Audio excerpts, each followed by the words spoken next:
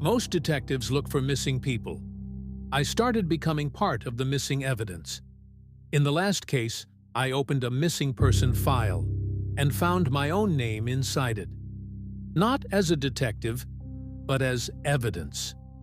Then a retired archivist who had answers about Observation Group disappeared before our meeting. After that, the evidence turned against me. Call logs, access records, security footage, all pointing to things I never did. And that's when I realized this wasn't an investigation anymore. It was something that had already decided who gets erased.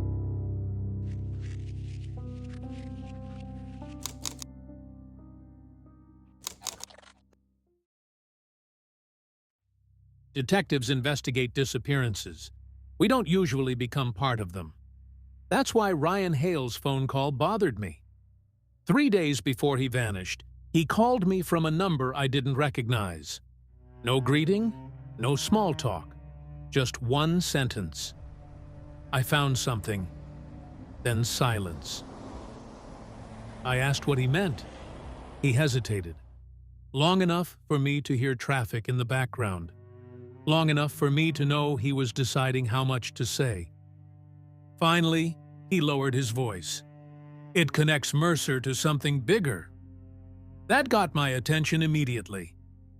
Harold Mercer had been missing for nearly a month. No witnesses, no body, no answers, and Ryan sounded like he'd just found one. I asked him what he'd discovered. He refused to explain over the phone. Instead, he told me to meet him the next evening. Then, he said something that stayed with me. "William, if I'm right, we've been looking at this the wrong way." Before I could ask another question, the line went dead. 3 days later, Ryan Hale disappeared. Ryan wasn't a close friend, but he was someone I trusted. A detective with 12 years on the job, methodical, patient.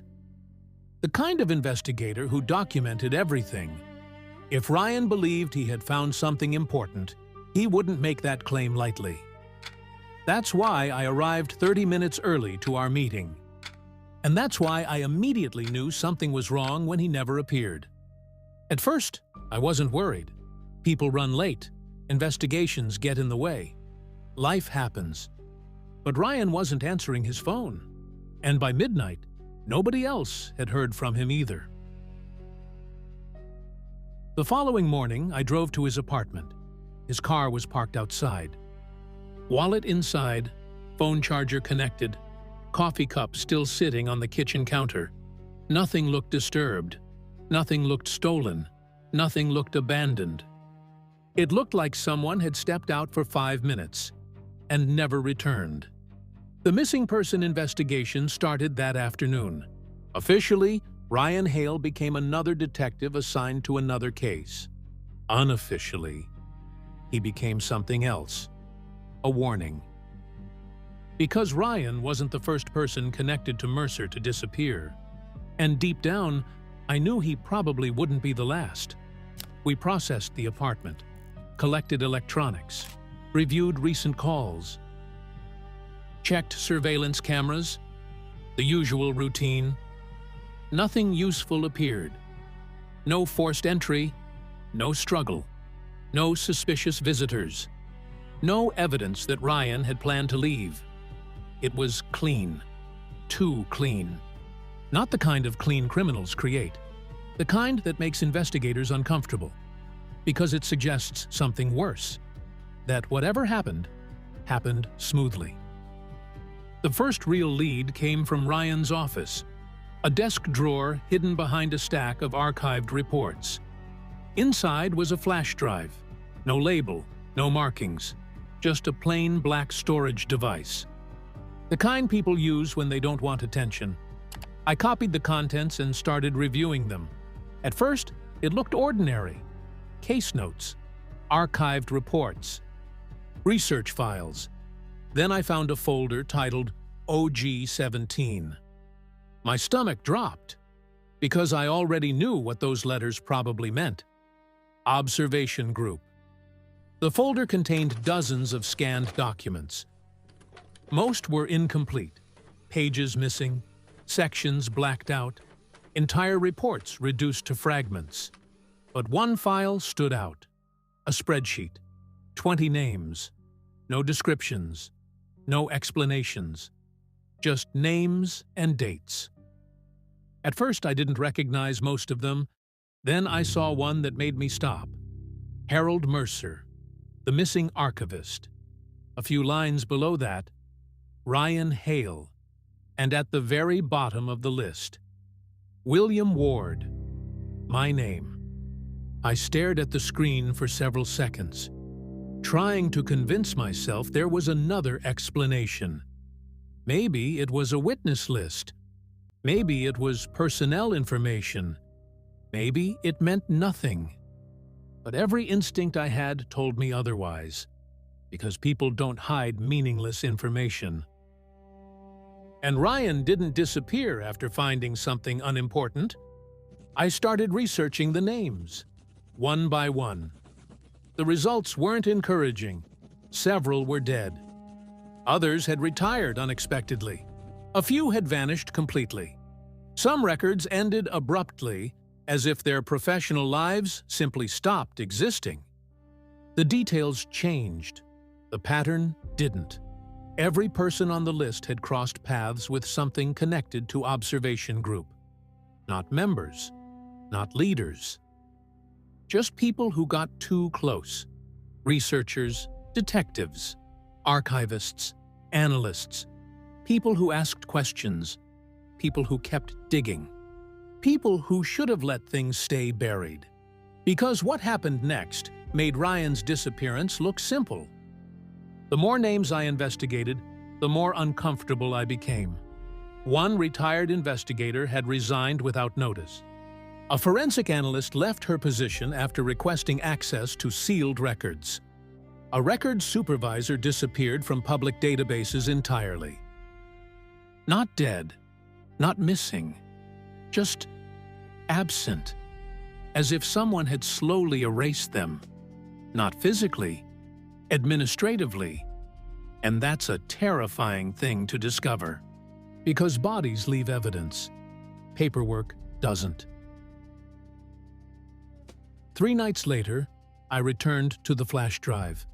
I wasn't looking for answers anymore. I was looking for mistakes. People make mistakes, even careful people, especially when they're hiding something. I reviewed every folder again, every file, every timestamp, every detail.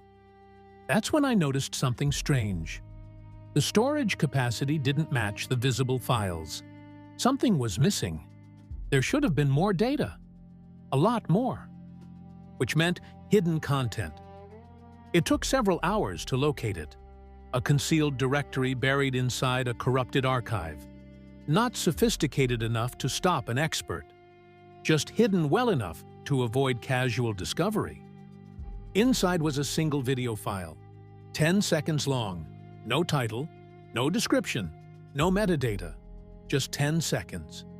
I opened it. Ryan appeared on screen immediately. The room was dark. Poor lighting. No visible windows. No clues about location. He looked exhausted. Like he hadn't slept. Like he'd been running from something for days. For several seconds, he simply stared into the camera. Then he spoke. "If you're watching this..." He swallowed. "He knows about you now."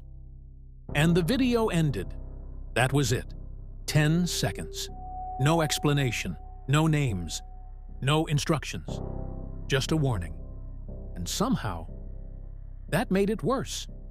Because Ryan wasn't the kind of detective who wasted words. If he recorded that message, he expected someone to find it. Specifically me. I watched the clip repeatedly, looking for details, background noise, reflections, anything. Eventually, I noticed something strange. The timestamp. At first glance, it seemed normal. Then I checked it against the official timeline and realized something impossible. The video had been recorded 12 hours after Ryan was officially reported missing. I checked again. Same result. Then a third time. Nothing changed. According to every available record, Ryan disappeared at approximately 7:12 p.m. The video timestamp showed nearly 7 a.m. the following morning, 12 hours later. There were only two possibilities. Either Ryan remained alive after his disappearance, or somebody manipulated the file. Neither explanation made me feel better, because both suggested planning, and planning suggested intent. Over the following weeks, the investigation stalled. No sightings, no financial activity. No phone records, no credible leads. Ryan Hale had become another unanswered question, another file destined for a cabinet full of unfinished stories. Officially. Unofficially, I kept digging, because I couldn't stop thinking about the list. 20 names, 19 connected by circumstance, 1 connected by fear. Mine. The final discovery happened almost by accident. While reviewing Ryan's notes, I found a handwritten page tucked between two reports. Just 3 sentences. No heading, no signature, no explanation. The first line read, "They don't remove people." The second, "They remove connections." And the third, "The list isn't a target list." I stopped reading. Because I already knew what came next. I could feel it. The same way detectives sometimes know a witness is about to lie, or a suspect is about to confess. That strange certainty that arrives before evidence catches up. Slowly, I looked at the final sentence. The list is a survivor list. I sat alone in my office for nearly an hour after reading it, trying to understand what Ryan meant. A target list makes sense. People get hunted. People get threatened. People disappear. But a survivor list? That changes everything. Because it means someone expected certain people to remain, expected them to continue asking questions, expected them to stay alive, long enough to find something. Ryan Hale disappeared on a Tuesday. Officially, nobody knows where he went. Maybe nobody ever will. But that's not what keeps me awake. What keeps me awake is the possibility that Ryan found the truth. Not all of it, just enough. Enough to understand the game. Enough to realize that Observation Group wasn't hiding information. It was managing it, controlling who found it, and when. Because if Ryan was right, then my name wasn't placed on that list by accident. It was placed there years ago, long before Mercer vanished, long before I found the photograph, long before I ever knew the man existed. This is Last Trace, and sometimes finding the truth is what puts you on the list.